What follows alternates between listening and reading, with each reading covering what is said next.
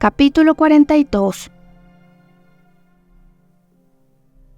Otra corta visita a Harley Street, en la cual Elinor recibió las felicitaciones de su hermano por viajar hasta Barton sin incurrir en ningún gasto, y por el hecho de que el coronel Brandon podría seguirlas a Cleveland en 1 o 2 días, completó el contacto de hermano y hermanas en la ciudad.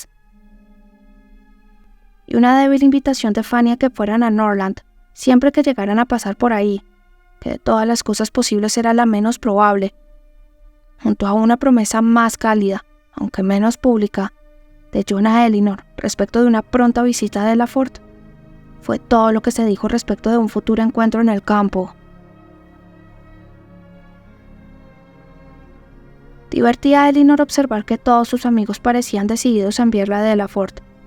De todos los lugares, precisamente el que ahora menos querría visitar, o el último en que desearía vivir, pues no solo su hermano y la señora Jennings lo consideraban su futuro hogar, sino que incluso Lucy, al despedirse, la invitó insistentemente a que la visitara allí. En los primeros días de abril, y en las primeras horas de la mañana, aunque tolerablemente temprano, los dos grupos, provenientes del Hanover Square y de Berkeley Street, salieron desde sus respectivos hogares para encontrarse en el camino, según lo habían convenido.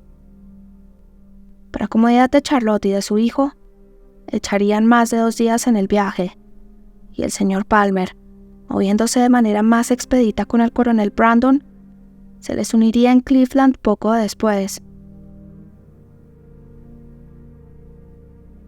Marianne, aunque escasas habían sido las horas gratas pasadas en Londres, y ansiosa como estaba desde hacía tiempo por alejarse de allí, llegado el momento no pudo evitar una gran pena al decir adiós a la casa, donde por última vez había disfrutado de aquellas esperanzas y aquella confianza en Willoughby, que ahora se había apagado para siempre. Tampoco pudo abandonar el lugar en que Willoughby se entregaba a nuevos compromisos y a nuevos planes, en los que ella no tendría parte alguna, sin derramar copiosas lágrimas. La satisfacción de Elinor en el momento de la partida fue más real. Nada había en Londres que entretuviera sus pensamientos y permaneciera en sus recuerdos.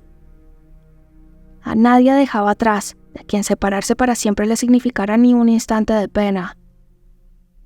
Le alegraba librarse de la persecución de la amistad de Lucy. Estaba agradecida por alejar de allí a su hermana sin que se hubiese encontrado con Willoughby desde su matrimonio. Y tenía puestas sus esperanzas en que los pocos meses de tranquilidad en Barton podrían hacer que devolviera la paz de espíritu a Marianne y afianzar la suya propia. El viaje transcurrió sin contratiempos. El segundo día los llevó al querido, o repudiado, condado de Somerset, que así aparecía por turnos en la imaginación de Marianne. Y en la mañana del tercer día, llegaron a Cleveland. Cleveland era una casa amplia, de moderna construcción, ubicada en la pendiente de una loma cubierta de pasto. No tenía parque, pero los jardines de agrado eran de buen tamaño. Como cualquier otro lugar de la misma importancia, tenía su monte bajo y su alameda. Por un camino de grava lisa que circundaba una plantación, se llegaba al frontis de la casa. El césped estaba salpicado de árboles. La casa misma se erguía al amparo de abetos, cervales y acacias, y todos juntos, entrevarados con altos chopos lombardos, formaban una espesa barrera que ocultaba la vista de las dependencias. Marianne entró en la casa con el corazón henchido de emoción por saberse a solo 80 millas de Barton y a no más de 30 de Combe Magna. Y antes de haber estado 15 minutos entre sus muros, mientras los demás ayudaban a Charlotte, que deseaba mostrarle el niño al ama de llaves, salió de nuevo, escabulléndose por los sinuosos senderos entre los arbustos que recién comenzaban a reverdecer, para alcanzar un montículo distante. Y allí, desde un templete griego, su mirada, Recorriendo una amplia zona de campiñas hacia el sudeste, pudo posarse tiernamente en las lejanas colinas recortadas contra el horizonte e imaginar que desde sus cumbres se alcanzaría a ver Combe Magna. En tales momentos de preciosa, incomparable angustia, se embriagó en lágrimas de agonía por estar en Cleveland. Y al volver por caminos diferentes a la casa, sintiendo el feliz privilegio de gozar de la libertad del campo, de deambular de un lugar a otro en una soberana y lujosa soledad, resolvió entregarse la mayor parte de las horas de todos los días que permanecería con los Palmer al placer de estos vagabundeos solitarios. Volvió justo a tiempo para unirse a los demás en el momento en que salían de la casa en una excursión por las inmediaciones. Y el resto de la mañana pasó rápidamente mientras paseaban con toda calma por el huerto, examinando las enredaderas en flor sobre los muros y escuchando al jardinero lamentarse por las plagas. Recorrieron sin apuro el invernadero, donde la pérdida de sus plantas favoritas, incautamente expuestas y quemadas por las heladas, hicieron reír a Charlotte. Y visitaron el corral de aves, donde encontró nuevos motivos de regocijo en las rotas esperanzas de la moza. Gallinas que abandonaban sus nidos, o se las robaba un zorro, o nidadas de prometedores polluelos que morían antes de tiempo. Como la mañana había estado hermosa y sin humedad en el aire, Marianne, con sus proyectos de pasar la mayor parte del tiempo afuera, no pensó que el clima podría cambiar durante su permanencia en Cleveland. Fue una gran sorpresa, entonces, encontrar que una tenaz lluvia le impedía salir después de la cena. Había confiado en un paseo vespertino al templete griego, y quizá por todo el lugar. Y un anochecer nada más que frío o húmedo no la habría disuadido. Pero una lluvia densa y persistente, ni siquiera a ella podía parecerle un clima seco y agradable para una caminata. Los de la casa formaban un grupo pequeño, y las horas fueron pasando tranquilamente. La señora Palmer tenía a su hijo, y la señora Jennings sus bordados. Hablaron de los amigos que habían dejado atrás, organizaron los compromisos de Lady Middleton, y varias veces se preguntaron si el señor Palmer y el coronel Brandon llegarían más allá de Reading esa noche. Elinor, aunque con escaso interés en la conversación, participaba en ella. Y Marianne, que tenía el don de arreglárselas en cualquier casa para llegar a la biblioteca, sin importar cuánto le evitara la familia en general, muy pronto se agenció un libro. La señora Palmer no escatimaba nada que su constante buen humor y espíritu amistoso pudieran ofrecer para que sus invitadas se sintieran bien acogidas. La franqueza y cordialidad de su trato más que compensaba por esa falta de altura y elegancia que a menudo la hacía fallar en las formalidades de la cortesía. Conquistaba con su afabilidad, acreditada por su rostro tan lindo. Sus necedades, aunque evidentes, no desagradaban porque no era presuntuosa. Y Elinor le habría podido perdonar cualquier cosa, salvo su risa. La llegada de los dos caballeros al día siguiente, a una cena muy tardía, aportó un grato aumento de la concurrencia y una muy bienvenida variación en las conversaciones que una larga mañana, bajo la misma lluvia sostenida, había reducido a niveles muy bajos.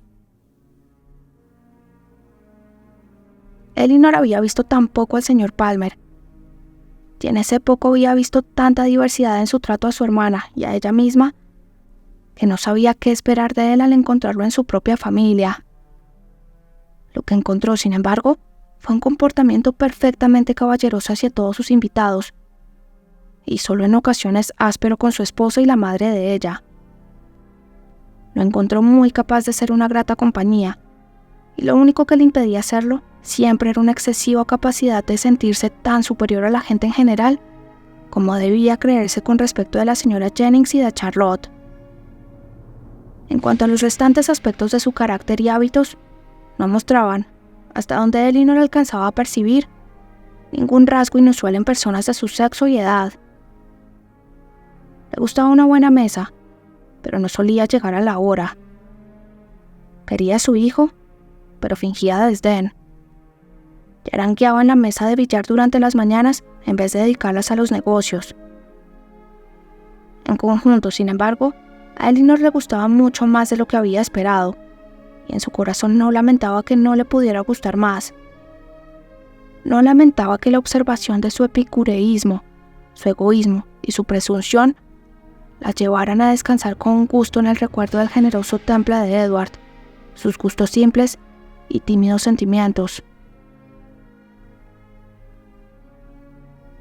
En esos días Elinor tuvo noticias de Edward, o al menos de algunos sucesos relacionados con sus intereses a través del coronel Brandon, que hacía poco había estado en Dorsetshire, y que dirigiéndose a ella al mismo tiempo, como amiga desinteresada del señor Ferrars y gentil confidente suya, le conversaba largamente sobre la rectoría de Delaford, describía sus deficiencias y le contaba qué pensaba hacer para solucionarlas.